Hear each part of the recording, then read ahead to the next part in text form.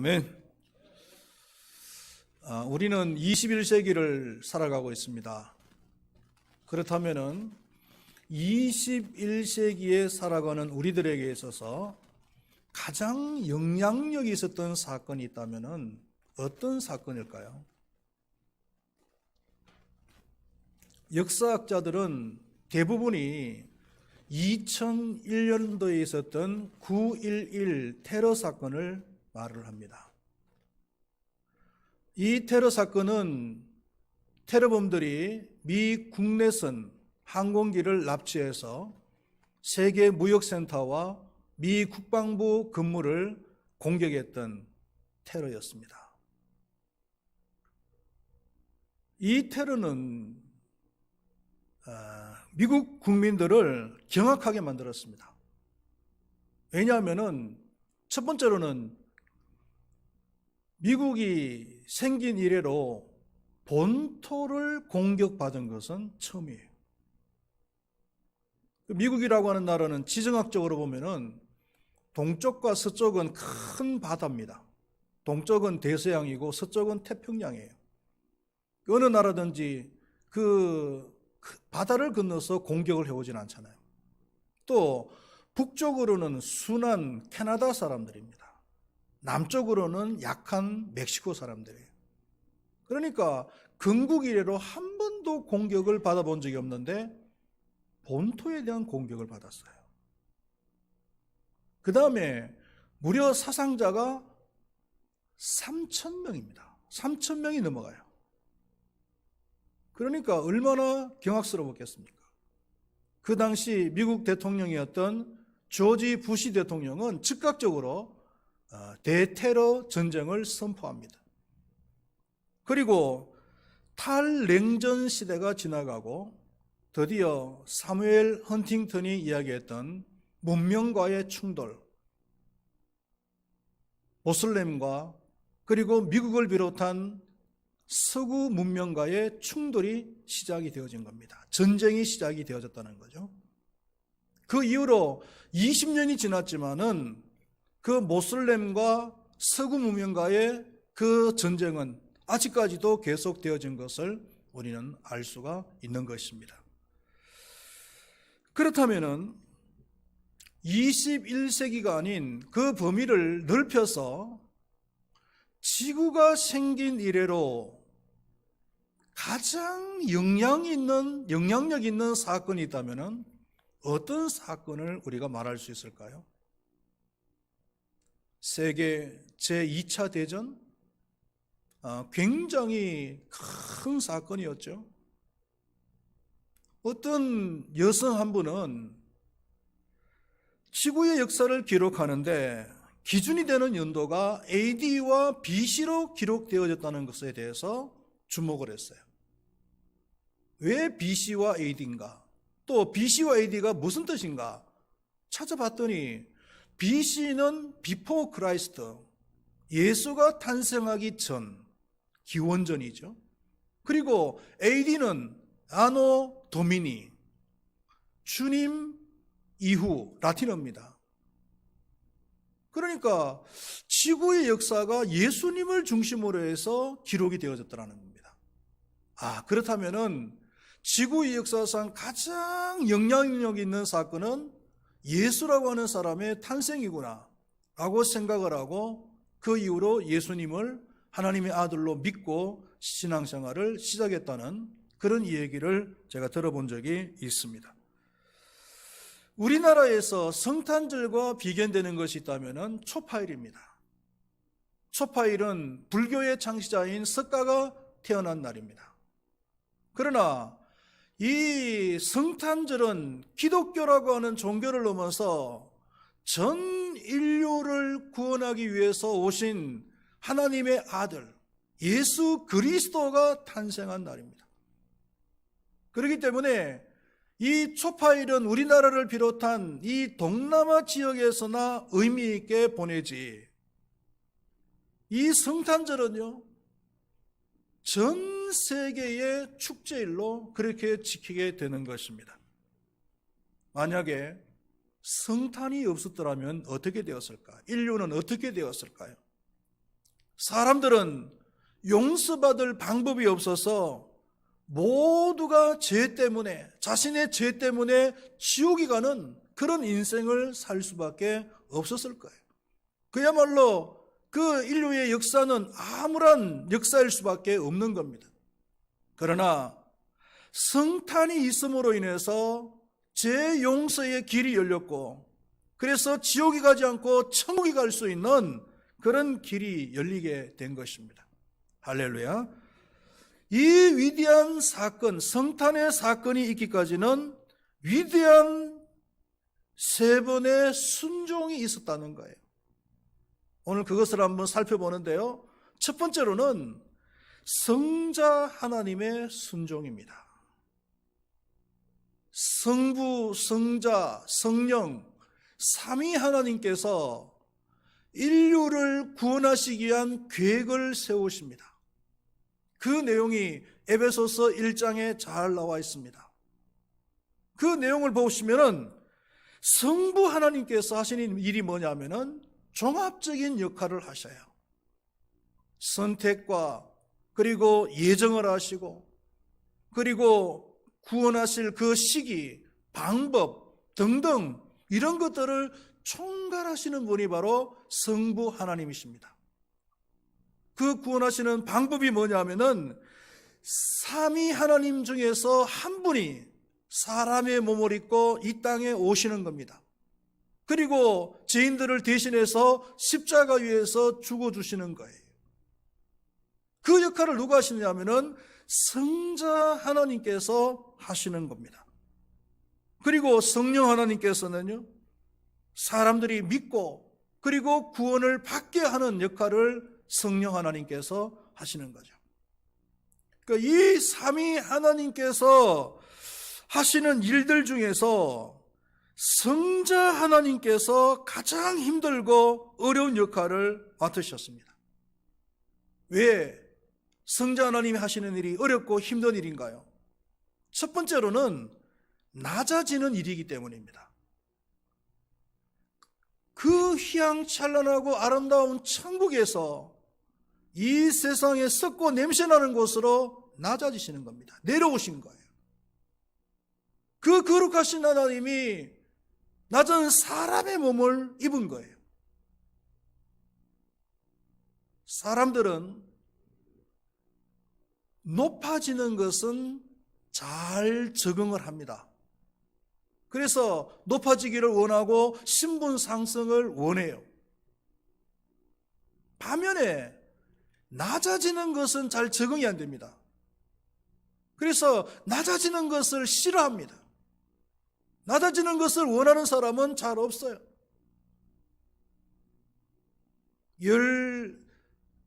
45평의 아파트에 살다가 어느 날 갑자기 13평 아파트로 이사를 가서 살아야 된다라고 생각했을 때, 여러분, 이게 얼마나 힘든 일이에요. 45평 속에 있던 가구라든지 그런 집기류 일체를 갖다가 3분의 1로 다 줄여야 되는 거예요. 그거 줄인다는 것이 얼마나 힘들입니까? 마음적인 그런 고통이 얼마나 심하겠어요. 그랜저를 타고 다니는 사람이, 제네시스를 타고 다니는 사람이 어느 날 티코를 타야 된다. 이것도 참 적응하기가 쉽지 않아요. 그래서 연예인들 중에서는요, 한참 인기가 많다가 그냥 인기가 떨어지고 시들시들해지면은 마음에 병이 오는 거예요. 견디지를 못하는 거예요. 적응을 못하는 거예요. 그래서 우울증이 오고 심지어는 자살까지 하게 되어지는 그런 경우들이 흔하게 있잖아요. 그러나 우리 예수님께서는 기꺼이 낮아지셨어요. 그리고 또 이 일은 죽는 일입니다. 죽어야 하는 일이에요. 그것도 인류가 만들어낸 사형 방법 중에서 가장 잔혹스럽고 가장 고통스럽다고 하는 십자가 사형 방법에 의해서 죽는 거예요. 여러분, 십자가 사형 방법이 얼마나 고통스러운지 들어보셨잖아요. 육체적인 고통은 말할 것도 없고 정신적인 고통은 이루 말할 수가 없어요. 유대 사람들은요, 이 나무에 매달려 죽는 것을 가장 싫어했습니다. 왜? 과거부터 나무에 매달려 죽는 것은 하나님께 저주를 받아서 죽는 거라고 생각을 했기 때문에, 물론 율법에도 있지만요. 그래서 나무에 매달려 죽는 것은 가장 저주스러운 죽음이라고 생각했단 말이에요.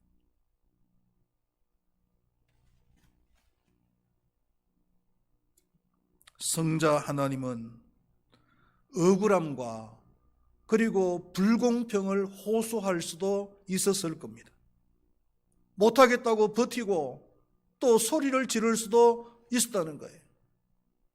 그런데 놀라운 것은 뭐냐면은 빌립보서 2장 8절 말씀해 보니까 사람의 모양으로 나타나사 자기를 낮추시고 죽기까지 복종하셨으니 곧 십자가에 죽으심이라. 이렇게 말씀을 하고 있습니다. 자기를 낮추시고 그리고 죽기까지 하는데 복종하셨단 말이에요. 순종보다도 더한 복종을 하셨다. 성자 하나님의 이런 순종이 있었기에, 위대한 순종이 있었기에 성탄이 성취되은 줄로 믿습니다. 그리고 두 번째로는 마리아의 순종입니다. 오늘 봉독한 말씀해 보니까 어느 날 천사 가브리엘이 마리아를 찾아왔습니다. 그리고 말하기를 보라, 내가 잉태하여 아들을 낳으리니 그 이름을 예수라 하라. 이렇게 말씀을 합니다. 이 말은 마리아에게 있어서는 아주 충격적인 얘기입니다. 왜 그랬습니까? 그 당시 마리아는 요셉과 결혼을 하지 않은, 결혼을 앞둔 약혼 상태인 처녀였다는 거예요. 오늘 본문 말씀에도 마리아가 처녀였다는 것을 몇 번씩이나 강조해서 얘기를 하고 있습니다. 처녀가 뭡니까? 남자를 가까이 하지 않은 여자잖아요. 그런데 처녀가 아기를 낳는다고요? 이거는 도저히 불가능한 일입니다. 물론 요즘은 의술이 너무나 발달되어져 가지고 처녀가 아기를 낳기는 하더라고요, 보니까. 얼마 전에도 여자 연예인 한 사람이 결혼도 안 했어요. 결혼도 안 했는데 남자의 그 정자를 채취해 가지고 자기 몸속에다가 집어넣어서 주입을 해 가지고 아기를 낳았어요. 그리고 아기를 갖다가 데리고 사는 거예요. 왜 그렇게 사는지를 모르겠는데, 그렇게 아기를 갖고 싶으면 결혼하지.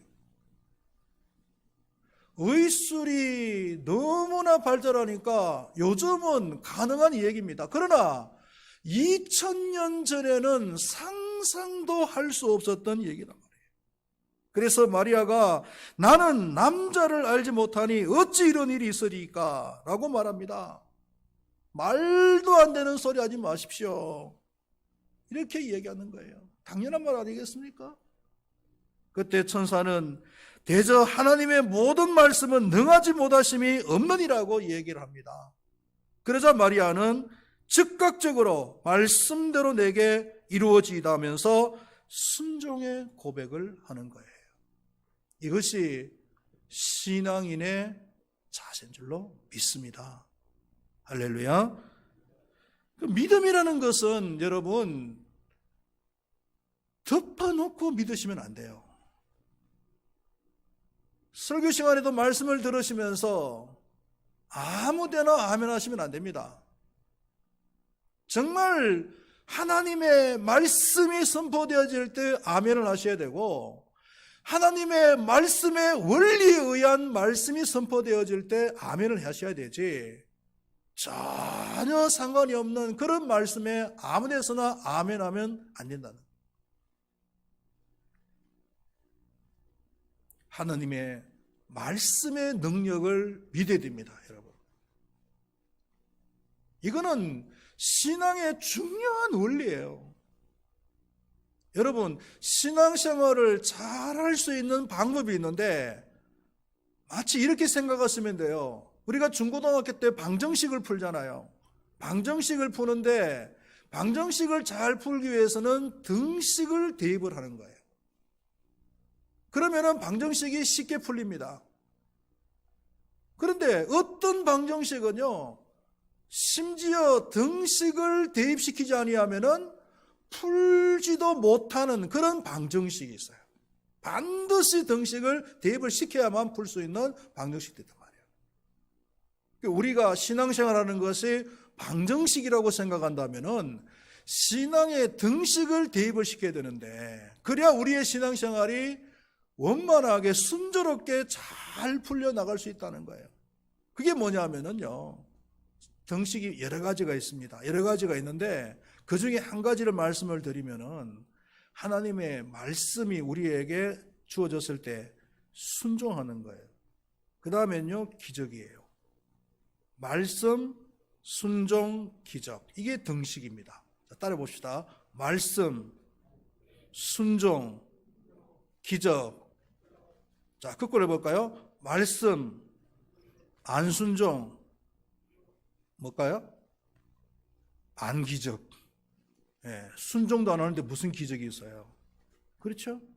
그러니까 말씀, 순종, 기적이에요. 가나안 혼인잔치집에서 예수님께서 종들에게 그 물통에다가 물을 부으라고 했어요. 왜 부으라고 하는지 이해가 안 됩니다. 그러나 종들은 물을 부었어요. 그리고 그 물을 가지고서 그 손님들에게 갖다 주라고 하는 겁니다. 아니, 물통에 물은 손발 씻으라고 붓는 건데 그걸 손님들에게, 지금 포도주가 떨어져서 포도주를 달라고 하는 사람들에게 갖다 주라는 거죠. 이해가 안 되는 거예요. 그렇지만 종들은 어떻게 했어요? 순종을 했어요. 물을 갖다 주었어요. 물이 어떻게 됐습니까? 변해서 포도주가 되는 거예요. 자, 보세요. 말씀, 순종, 기적. 그대로 성취되는 거죠. 누가복음 5장에서 베드로가 밤새도록 고기를 한 마리도 못 잡았어요. 예수님께서 아침에 뭐라고 얘기하시냐면은 저 깊은 데에다가 그물을 던져보라는 겁니다. 아니, 밤새도록 그물을 던졌는데 그것이 안 던져봤겠어요? 다 던져봤어요. 베드로는 예수님, 그곳에 10대보다 더 던졌습니다. 그런데 허탕쳤습니다. 이렇게 말하지 않았어요. 말씀에 의지하여 내가 그물을 내리리이다. 그물을 내렸어요. 말도 안 되는 이야기지만 어떻게 됐어요? 그물이 찢어질 만큼 많이 잡은 거예요. 예수님의 말씀, 순종, 기적. 이걸 우리 신앙생활에다가, 신앙의 방정시간에다가 대입을 시키란 말이에요. 그래야 우리 신앙생활이 원만하게 풀려나간다는 거예요. 주의를 지켜라. 그러면 지켜야 됩니다. 기도해라 하면은 기도해야 됩니다. 온전한 11조 해라 그러면 온전한 11조 하는 거예요. 여러 가지 구간 변명을 대면서 안 하면은 내 삶 속에서 기적은 없는 겁니다. 역사는 없는 거예요. 축복은 없는 거예요. 그러나 여러 가지 사정들이 있지만 그 등식을 내 신앙의 방정식에다가 대입을 시키면은 놀라운 기적을 우리는 체험할 수가 있는 겁니다. 할렐루야. 마리아의 신앙이었습니다. 처녀가 무슨 아기를 낳습니까? 그러나 주님의 말씀이니까 그렇게 될 줄로 믿습니다 라고 순종의 반응을 하는 거예요. 할렐루야. 세 번째로 요셉의 순종입니다.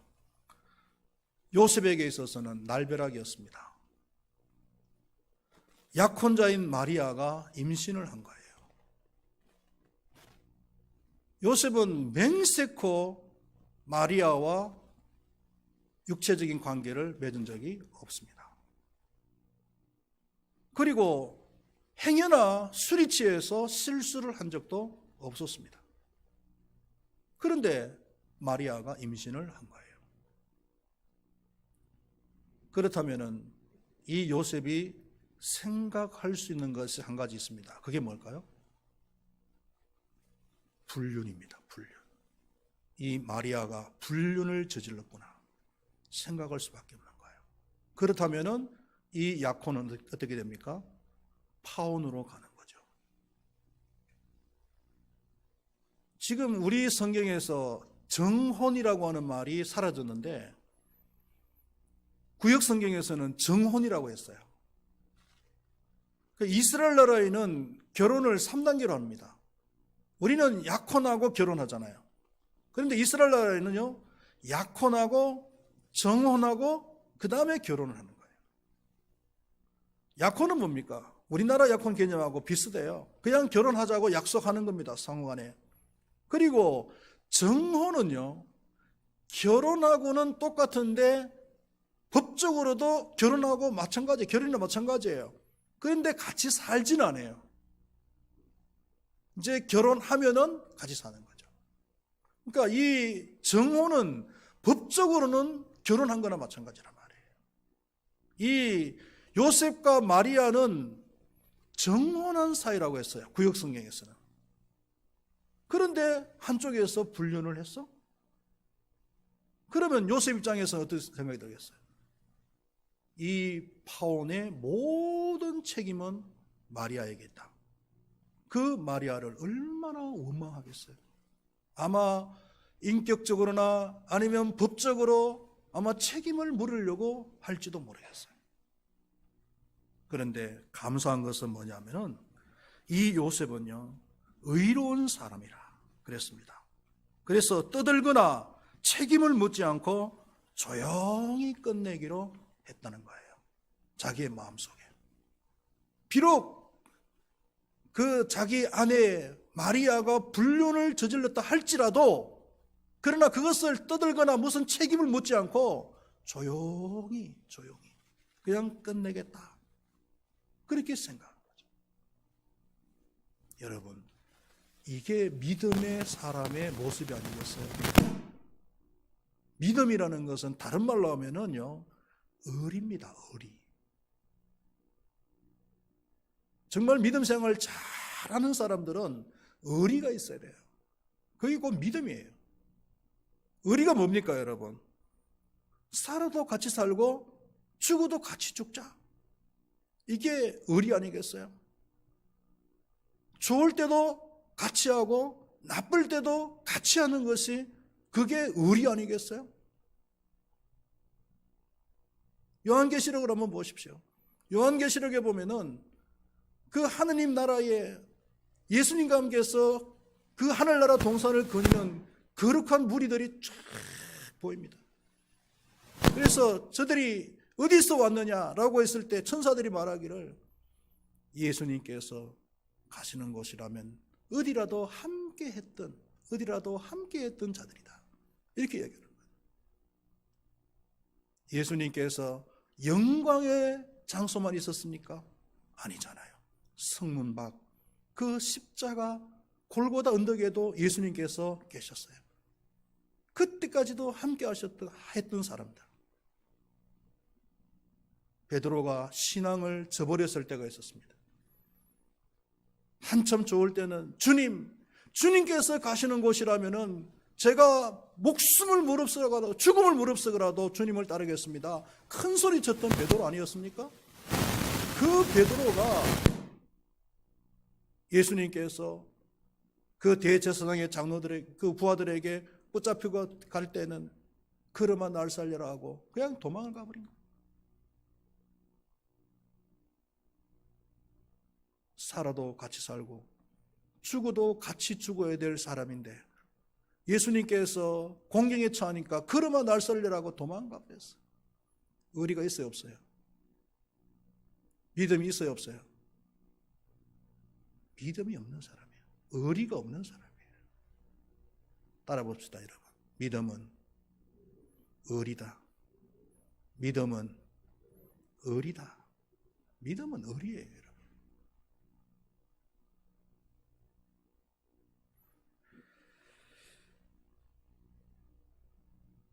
요셉은 의로운 사람이었어요. 그래서 한때 사랑했던 자신의 그 약혼녀 마리아가 불륜을 저질렀지만 그러나 그것을 덮어주고 조용히 끝내려고 했단 말이에요. 그런데 그날 밤에 꿈속에서 천사가 나타나서 요셉아, 네 아내 마리아 데려오기를 무서워 말라, 그에게 잉태된 자는 성령으로 된 것이다. 이렇게 말씀하는 거예요. 그래서 요셉은 그 천사의 말을 믿기로 했습니다. 그리고 순종하기로 했단 말이에요. 요셉은 그 순종하는 그 모습으로 그 마리아를 집으로 데리고 옵니다. 그리고 아기를 낳을 때까지 동침하지를 않습니다. 요셉은 그 마리아를 책망하기보다는, 원망하기보다는 위로해주고, 그리고 옆에서 든든한 버팀목이 되어준 거예요. 마리아라고 두렵지 않았겠어요? 그러나 그 두려움을 이길 수 있었던 것은 옆에서 위로해주고 든든한 버팀목이 되어줬던 그 요셉이 있었기 때문에 마리아는 그 큰 일을 해낼 수가 있었다는 거죠. 사랑하시는 우리 성도님들이시죠. 구원의 역사는 순종을 통해서 일어납니다. 여러분, 하나님께서 아브라함에게 내 친척 아비 집을 떠나라 라고 이야기했을 때, 만약에 아브라함이 순종을 안 했더라면 어떻게 이스라엘이라고 하는 한 민족이 생겨났을 것이며, 그 이스라엘을 통해서 하나님께서 어떻게 구원의 역사를 하실 수가 있었겠습니까? 바울에게 하나님께서 떠나라고 이야기했을 때, 바울이 만약에 불순종하고 떠나지 않았더라면 어떻게 세계 선교가 일어날 수가 있겠습니까? 기꺼이 하나님의 말씀에 순종을 하고 떠났을 때 그 바울을 통해서 세계 선교의 역사가, 엄청난 역사가 일어나게 된 거 아니겠습니까? 세상 사람들은 순종하는 것보다 저항을 하는 것이 의식이 있는 행동이라고 생각합니다. 그래서 저항이 미덕이라고 생각하는 사람들도 있습니다. 그러나 기독교는요, 그렇지 않습니다. 순종이 미덕입니다. 순종이 곧 믿음입니다. 순종을 통해서 하나님의 구원의 역사는 일어납니다. 사랑하시는 우리 성도님들이시죠. 2020년도 우리 성탄을 맞이해서 다시 한번 이 순종을 작정하고, 그래서 하나님의 구원을 이루어 드리는 그런 삶을 살아가기로 작정할 수 있는 우리 모두가 될 수 있기를 축원드리겠습니다. 기도하시겠습니다. 하나님 아버지, 성탄이 없었더라면 참 이 세상은 어둡고 암울하고 소망이 없었습니다. 그러나 우리 예수님께서 이 땅에 오셔서 우리를 대신해서 십자가 위에서 죽어주셨기 때문에 우리에게는 소망이 생기고 죄에 대해서 자유함을 얻을 수가 있게 되었고 천국을 품을 수 있게 되어졌습니다. 이 성탄이야말로 우리 인류에게서 가장 큰, 그리고 의미 있는, 영향력 있는 선물인 줄로 믿습니다. 미 성탄이 있기까지는 성자 하나님의 순종이 있었고, 마리아의 순종이 있었고, 요셉의 순종이 있었습니다. 순종을 통해서 하나님의 구원의 역사들이 이루어지고 있었습니다. 하나님 아버지, 바라기는 오늘 이 성탄을 맞이해서 다시 한번 말씀의 은혜를 받고 도전을 받고, 그들의 순종을 통해서 내가 구원받았으니 나도 순종을 통해서 누군가의 생명을 구하는 그런 삶을 살아가기로 마음속에 작정할 수 있는 우리 모두가 되게 하여 주시옵소서. 예수님의 이름으로 기도드리옵나이다. 아멘.